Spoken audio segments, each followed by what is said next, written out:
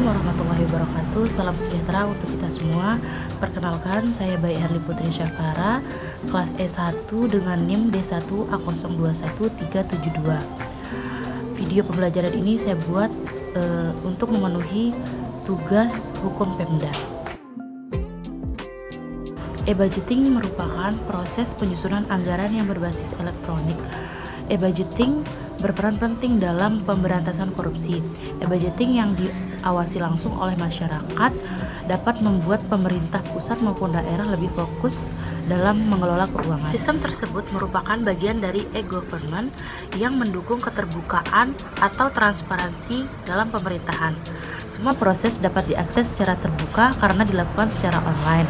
Masyarakat memiliki peran penting untuk memaksimalkan e-budgeting dalam pemberantasan korupsi. Masyarakat dapat melakukan pengawasan mulai dari perencanaan, penganggaran, pembahasan, hingga pelaksanaan. Dengan begitu, perubahan hingga penggelembungan dan korupsi anggaran dapat diminimalisir. Proses anggaran menjadi lebih transparan dan tidak mudah dimanipulasi oknum tertentu. Korupsi sendiri dapat terjadi karena adanya monopoli kekuasaan pemerintahan yang berbanding terbalik dengan rendahnya tingkat akuntabilitas. Monopoli kekuasaan dan direksi yang besar dalam mengambil keputusan membuat penyalahgunaan kekuasaan sangat mudah terjadi. Jika ditambah dengan rendahnya akuntabilitas masyarakat, maka korupsi lebih mudah dilakukan. Akuntabilitas yang rendah terjadi karena masyarakat tidak dilibatkan dalam proses pengambilan keputusan.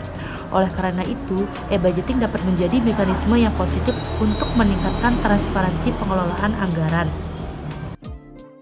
Mekanisme penyusunan APBD adalah yang pertama, penyusunan RAPBD atau Rancangan Anggaran Pendapatan dan Belanja Daerah yang dilakukan oleh pemerintah daerah. Yang kedua, RAPBD diajukan kepada DPRD untuk menentukan apakah RAPBD tersebut dapat disetujui atau tidak. Yang ketiga, apabila DPRD memutuskan untuk menyetujui RAPBD yang telah disusun, maka RAPBD kemudian akan disahkan menjadi APBD. Apabila DPRD memutuskan untuk menolak RAPBD yang telah disusun, maka akan menggunakan RAPBD tahun sebelumnya. APBD atau Anggaran Pendapatan Belanja Daerah adalah rencana keuangan yang disusun oleh pemerintah daerah untuk jangka waktu 1 tahun pemerintahan. Sebelum menjadi APBD, pemerintah menyusun RAPBD atau Rancangan Anggaran Pendapatan Belanja Daerah untuk kemudian diajukan ke Dewan Perwakilan Rakyat Daerah atau DPRD agar mendapat persetujuan dan dapat ditetapkan menjadi APBD. APBD bertujuan sebagai pedoman pemerintah daerah dalam pengaturan pendapatan dan pengeluaran daerah yang ditujukan untuk kesejahteraan daerah. Selain itu, APBD bertujuan untuk mengatur pembiayaan yang ada dalam pemerintahan daerah dan menciptakan keterbukaan dalam sistem anggaran pemerintah daerah.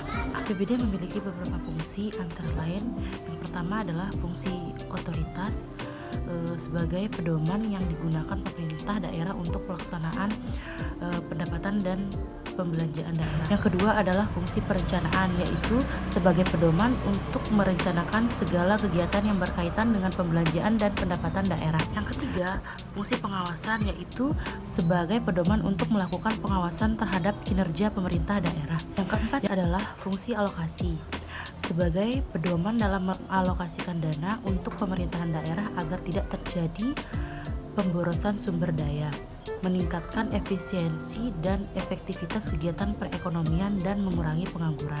Yang kelima, fungsi distribusi. Anggaran pemerintahan daerah yang diajukan untuk kepentingan daerah haruslah didistribusikan secara adil dan merata. Yang keenam adalah fungsi stabilitas. APBD sebagai alat untuk menjaga kestabilan ekonomi daerah. Mekanisme penyusunan APBD juga diatur dalam undang-undang, yaitu Nomor 17 Tahun 2003 Pasal 18, 19, dan 20 yang secara garis besarnya ada beberapa tahapan. Yang pertama, penyusunan RAPBD atau Rancangan Anggaran Pendapatan dan Belanja Daerah oleh pemerintah daerah. Yang kedua, pengajuan RAPBD tersebut kepada DPRD oleh pemerintah daerah untuk mendapatkan persetujuan agar dapat disahkan menjadi APBD. Yang ketiga, jika DPRD menyetujui RAPBD tersebut, maka RAPBD akan disahkan menjadi APBD. Yang keempat, jika DPRD menolak RAPBD tersebut, maka pemerintah daerah akan menggunakan RAPBD tahun sebelumnya. APBD atau Anggaran Pendapatan dan Belanja Daerah adalah suatu daftar yang terperinci tentang penerimaan dan pengeluaran daerah yang digunakan dalam jangka waktu 1 tahun. APBD disusun oleh kepala daerah dengan melalui persetujuan DPRD. Jadi, APBN disusun oleh presiden, APBD disusun oleh kepala daerah. Dengan pertanyaan di atas bahwa bagaimana menurut kalian jika peraturan daerah APBD disahkan dengan peraturan gubernur? Maka saya tidak setuju karena itu menyalahi aturan dan ketentuan peraturan perundang-undangan.